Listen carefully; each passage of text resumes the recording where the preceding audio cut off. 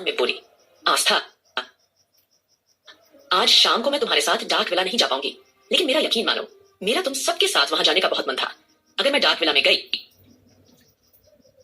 तो ध्रुव को मुझ पर शक हो जाएगा, क्योंकि आज ध्रुव और मैं प्रोफेसर प्रशांत से मिलने के लिए जा रहे हैं, क्योंकि अरमान भाई ने हमें ऑर्डर दिया है कि उनकी कोटेशन का इस्तेमाल करके हम एक बार फिर से एंटीडोट पर काम करें। ये सुनकर आस्था ने फौरन सिर हिलाया और वंशिका से कहा, तुम फिक्र मत करो, तुम मत आना, मगर मुझे तो जाना ही होगा। तभी राधिका ने अचानक कुछ याद करते हुए आस्था से पूछा, लेकिन वहां तो राजवीर जिंदल भी मौजूद होगा, और राजवीर जिंदल तो तुम्हें अच्छी तरह से जानता है, उसे अगर तुम पर शक हो गया तो? तभी आस्था ने राधिका की बात का जवाब देते हुए कहा, हाँ मैं जानती हूँ, लेकिन मैंने पहले ही सम्राट से बोल दिया था कि अगर वो मुझे और मेरे दोस्तों को अपने घर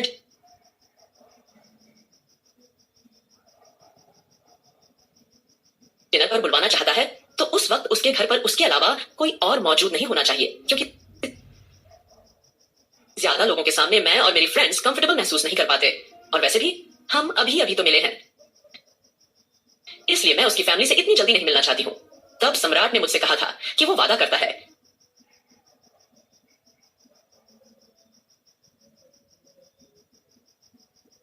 कि अगर उसके अलावा घर पर कोई और मिला तो उसी वक्त मैं वहां से वापस जा सकती हूँ। इस पर मारिया बोली, जितना मैंने उसके बारे में पता लगवाया है उसके मुताबिक तो मैं इतना तो समझ चुकी हूँ कि अगर सम्राट ने वादा किया है तो वाकई में उस दिन वहां कोई मौजूद नहीं होगा। मेरे ख्याल से वह राजवीर को भी किसी न किसी बहाने से वहां से भेज देगा। जैसे ही मारिया ने अंदाजा लगाते हुए यह बताया तो यह सुनकर आस्था को राहत महसूस हुई। तभी एंजेल एकदम से बोली, अच्छा हुआ तुमने उस राक्षस की इन्वेस्टिगेशन की है, वरना मुझे भी कहीं ना कहीं इस बात को लेकर थोड़ी चिंता सता रही थी। लेकिन अब तुम्हारी बातें सुनकर ऐसा लगने लगा है जैसे हमारा प्लान सक्सेसफुल होने के चांस और भी ज्यादा बढ़ गए हैं, और जो कुछ भी हम करना चाहते हैं वो सब कुछ हम आसानी से कर सकते हैं। सभी लेडीज ऐसे ही एक दूसरे को अच्छी तरह से हिम्मत दे रही थी। तभी आहान अपनी भूख से परेशान होकर ऊंची आवाज में बोला, अरे आस्था भाभी, आप सभी लेडीज पकौड़े बनाने में इतना टाइम क्यों लगा रही हो? सारी भाभियां किचन में मौजूद हैं, लेकिन फिर भी अभी तक एक पकौड़े नहीं आए। कहीं आप सब लोग आपस में गप्पे तो हाथ में नहीं लग गई ना? आहान ने यह बात मुस्कुराते हुए कही, लेकिन उसकी आवाज में तंज और खिल्ली उड़ाने वाली टोन सुनी जा सकती थी। इस पर राधिका थोड़ी सी हड़बड़ाते हुए बोली, अरे हाँ हाँ भैया, बस जस्ट बनने ही वाले हैं पकौड़े, डोंट यू वरी। ये बोलकर उसने जल्दी ही आहान के सामने नाश्ता लगवाना शुरू कर दिया था। दूसरी ओर रश्मि, जो अब थोड़ी सी बेहतर महसूस कर रही थी, वह धीमे धीमे कदमों से चलते हुए सीधा जाकर डाइनिंग टेबल में बैठ गई थी और पकौड़ों की खुशबू से खुश होकर वह किचन की ओर देखकर बोली, अरे वाह आहान, मेरा भी कुछ छटपटा खाने का मन कर रहा था। मैं 2 दिन से बुखार महसूस कर रही थी, लेकिन अब मैं थोड़ा ठीक हूँ और थोड़ा सा छटपटा नाश्ता खाऊंगी तो मेरा मूड भी ठीक हो जाएगा। ये बोलकर वो पकौड़े खाने लगी थी, लेकिन तभी अचानक खाते खाते रश्मि की नजर झूले पर जाकर ठहर गई थी। जैसे ही रश्मि ने यह देखा कि झूले में उस वक्त अंश मौजूद नहीं है तो वो थोड़ा सा हैरत में पड़ गई। उसे लगा कि शायद अंश दादाजी या फिर अभिमान जी के साथ में होगा, क्योंकि उसे पता था इस समय मारिया का बेटा डेविड और आहान की बेटी गुनगुन दोनों ही इस वक्त आकाश और सुमित के पास थे, क्योंकि आहान जानबूझकर अपनी प्रिंसेस को सुमित के हाथों में थमा कर गया था, यह कहकर कि उसे बहुत ज्यादा भूख लगी है, इसलिए प्लीज मेरे नाश्ता करने तक आप मेरी प्रिंसेस को संभालिए। उस वक्त आकाश सुमित ऊपर वाले पोर्शन में ही मौजूद थे, जिसे रश्मि ने देख लिया था। रश्मि हल्की मुस्कुराहट के साथ उन दोनों को देख रही थी, क्योंकि तब वह दोनों बच्चों को संभालने की भरपूर कोशिश कर रहे थे। लेकिन अब जैसे ही रश्मि ने यह देखा कि अंश पालने में नहीं है तो वो अचानक से चौंक गई। रश्मि की दिल की धड़कनें इस वक्त बुरी तरीके से शोर कर रही थी, उसे बहुत टेंशन हो रही थी, पता नहीं क्यों पर उसे बहुत अजीब सा फील हो रहा था। तभी उसकी नजर सीधा दादाजी पर गई। उसे लगा शायद दादाजी अंश को लेकर वहीं आ रहे होंगे, लेकिन दादाजी के हाथों में भी अंश मौजूद नहीं था। उनके खाली हाथ देखकर रश्मि को थोड़ी सी बेचैनी होने लगी। उसने सोचा कि उसे सबसे अंश के बारे में एक बार पूछ लेना चाहिए। फिर उसे लगा कि अगर वह इस तरह अचानक से अंश के बारे में सीधे सीधे पूछेगी तो कहीं सब लोग घबरा न जाएं। इसलिए उसने धैर्य से काम लेना जरूरी समझा। वह अपनी जगह से उठी और चारों तरफ यहाँ वहां अपनी नजरें घुमाने लगी। तब उसे एहसास हुआ कि अंश किसी के पास नहीं है। सारी लड़कियां अभी भी किचन में मौजूद थीं, क्योंकि सभी लड़कियों की चहकने की आवाजें बाहर तक सुनाई दे रही थी। अभिमान जी भी चुपचाप दादाजी के पास बैठे हुए थे। तब रश्मि को लगा कि शायद अंश वसुंधरा आंटी के पास होगा, लेकिन न तो उसे वसुंधरा वहां दिखाई दे रही थी और न ही वीर वहां मौजूद था। अब यह आभास होते ही रश्मि के माथे से पसीना निकलना शुरू हो गया। साथ ही साथ उसे अजीब सी घबराहट और चिंता होने लगी थी। उसने अचानक अपने मन में सोचा, कहीं अंश को किसी ने फिर से उठा तो नहीं लिया ना? यह ख्याल मन में आते ही रश्मि खुद को रोक नहीं पाई और दादाजी के पास आकर बोली, दादाजी, अंश आपके साथ नहीं है। वह मेरी तबीयत खराब थी, इसलिए मैं कल उसे ठीक से देख नहीं पाई थी, लेकिन अब मैं उसके साथ थोड़ा बहुत वक्त बिताना चाहती हूँ। कहाँ है अंश? किसके साथ है? जानबूझकर रश्मि ने यह बात घुमा फिरा कर कही थी, ताकि दादाजी को बिल्कुल भी घबराहट या कोई चिंता न हो। तभी दादाजी इधर उधर देखते हुए बोले, बेटा थोड़ी देर पहले यहीं पर तो था। ओह हाँ, याद आया, वो शायद वीर के साथ था, क्योंकि थोड़ी देर पहले वीर अंश के साथ खेल रहा था, इसलिए दादाजी को लगा कि शायद अंश वीर के साथ होगा। यह सुनकर रश्मि के दिल में थोड़ी सी उलझन पैदा हो गई। रश्मि ने अपनी घबराहट को जैसे तैसे संभाला और अपनी भावनाओं को काबू करने के लिए उसने गहरी सांस ली और आसपास वीर को ढूंढने लगी।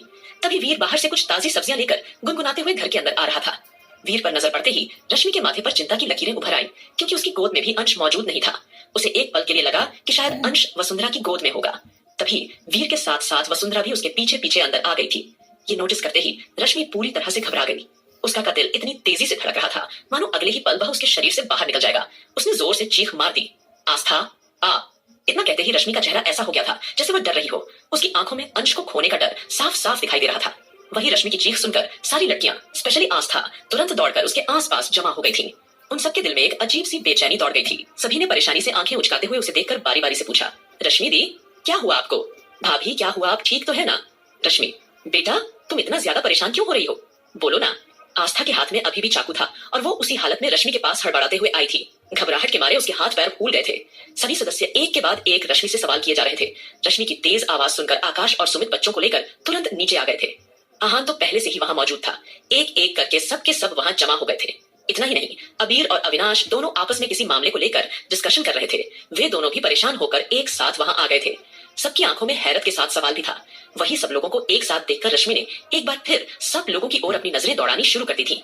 वहीं अरमान भी फटाफट वहां आ पहुंचता है और नासमझी से रश्मि की ओर देखने लगता है। सभी सदमे में थे और रश्मि को घेर कर खड़े हो गए। रश्मि के चेहरे पर दुनिया जहां का तमाम डर, हैरानी और शौक पसरा हुआ था। रश्मि ने टूटे हुए शब्दों में पूछा, आस्था, हमारा अंश कहाँ है? बस इतना सुनते ही आस्था का दिल जोरों से धड़कने लगा और डर के मारे उसके चेहरे का रंग उड़ गया। अगले ही पल आस्था ने इधर उधर नजरें घुमाई तो पाया कि अंश तो कहीं भी दिखाई नहीं दे रहा है। उसका दिल किसी अनकहे डर से भरा हुआ था। इतना ही नहीं, आस्था ने आज अंश को बहुत अच्छे से तैयार किया था और खुद उसे नीचे लेकर आई थी।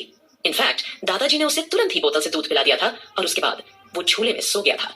फिर आस्था जब किचन में गई थी तब वीर उसके साथ खेलने लगा था, लेकिन कुछ सब्जियां लेने के लिए वीर को बाहर भेज दिया गया था, इसलिए वो अंश को वहीं छोड़कर चला गया था।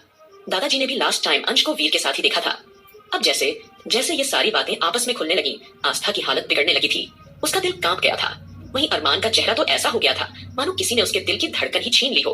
वो भी आंखों में घबराहट लिए चारों तरफ यहाँ वहां दौड़ते हुए अंश को ढूंढने लगा था, लेकिन उसे कहीं भी अंश दिखाई नहीं दे रहा था। वहीं आस्था के हाथ से चाकू पूरी तरह से छूटकर जमीन पर गिर गया था। वो जोर जोर से रोते हुए दर्द भरी आवाज में चिल्लाई, हमारा बच्चा कहाँ है? वहीं आहान ने गुस्से में आकर वीर का गिरेबान पकड़ लिया और उस पर फौरन भड़कते हुए बोला, कहाँ है मेरा बच्चा? बोल, जवाब दे।